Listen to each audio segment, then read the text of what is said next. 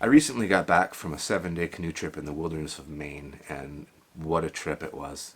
Halfway through the trip, my beloved Nemo Tensor developed a slow leak, and that's disappointing. It's a really good thing that my buddy Craig packed heavy because he had an extra sleeping pad that he let me use and really saved my butt, so thanks Craig.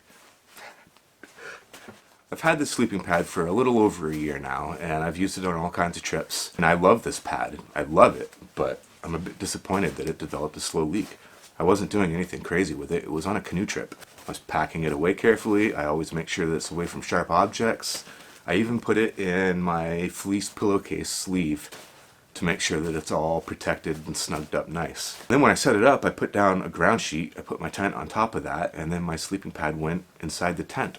I don't often use a ground sheet, but I brought one on this trip because I knew that I was going to be out for 7 to 10 days and I wanted to help mitigate the risk of a leak happening in my sleeping pad. And it happened anyway. And then at night when I hop in my tent, I take off my belt, I make sure that I don't have anything in my pockets, make sure that all my knives are out, I got nothing pointy. I do everything I can to make sure that the sleeping pad does not get punctured. I mean, let's face it, they're not cheap. I don't want to keep on buying these things. And I'm of the mentality that once it's punctured and you repair it, I've lost faith in it. I'm never going to trust it again. But all that said, I'm going to try and patch it. So that's what this is about today. I'm going to see if I can locate this slow leak. I'm going to give the patch kit a try and see how it works. And I'm going to show you guys how this process goes down and if it's successful or not. If it works, I'm going to show you. If it doesn't work, you're still going to see this video. I'm going to show you. The Tensor comes with a patch kit that's inside a pouch that's sewn inside this bag. And one of the very first times I used it, this thing ripped right out. I mean, it didn't take much effort at all. So, inside this pouch right here is your patch kit.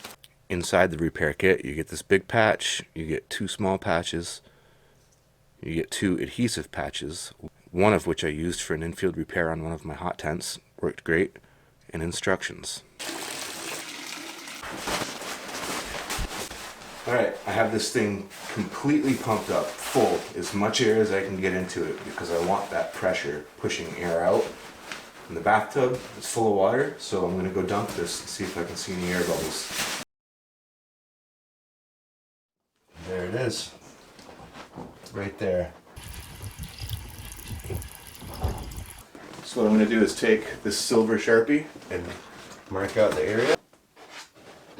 Alright, the hole was easy enough to locate, so now I'm going to let that dry. Then I'm going to clean it off with some alcohol and go about trying to patch it up. While this is drying, I'm deflating the pad because I want this to sit flat while I'm putting the patch on it. And I also don't want any of that air trying to push out against the patch while it's drying. For this repair, I'm using one of the small round patches that's included because I don't want to cut the bigger patch, and this is about the size patch I need anyway. And for the adhesive, I'm using seam grip.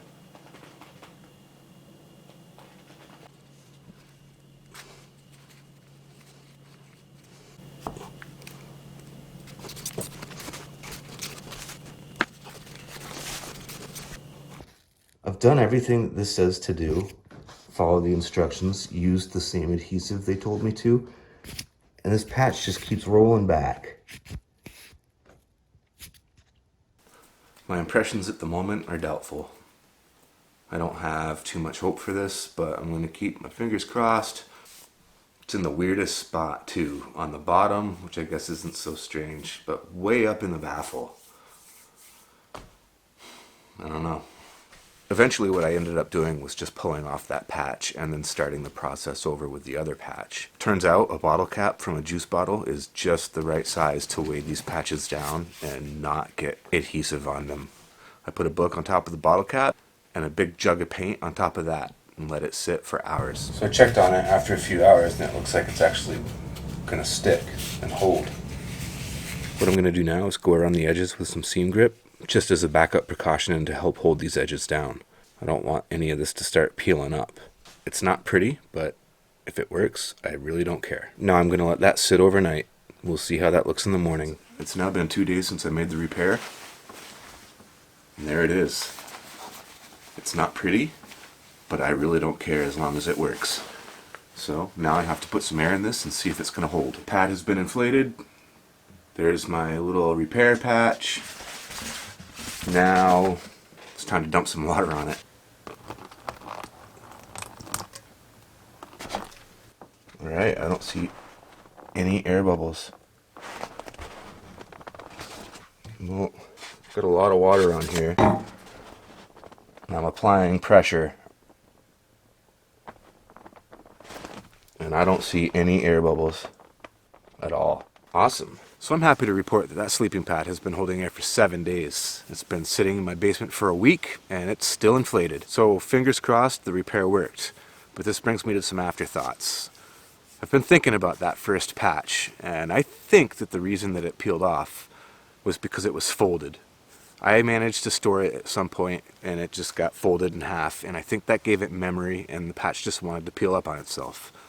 So I've learned something, which is to take great care in storing my repair patches to make sure that they stay flat and don't get folded. I'm not 100% sure that that's exactly what the problem was, but I'm rolling with it. And I still don't know what caused that leak. I mean, the leak was so small that even after I knew where it was, I couldn't see a puncture hole. And as much as I've lost faith in the pad because it failed, the repair worked. So curiosity and, and price tag dictate that I find out for how long. So this whole thing kind of just flipped around in my mind. I went from being bummed out, like that sucks, I'll never trust this pad again, to being curious and excited as to how well this patch will or will not work. And we're going to find out, and I'm going to keep you posted. So I appreciate you watching. Thank you for the support. My name is Justin, and I'll see you on the next one.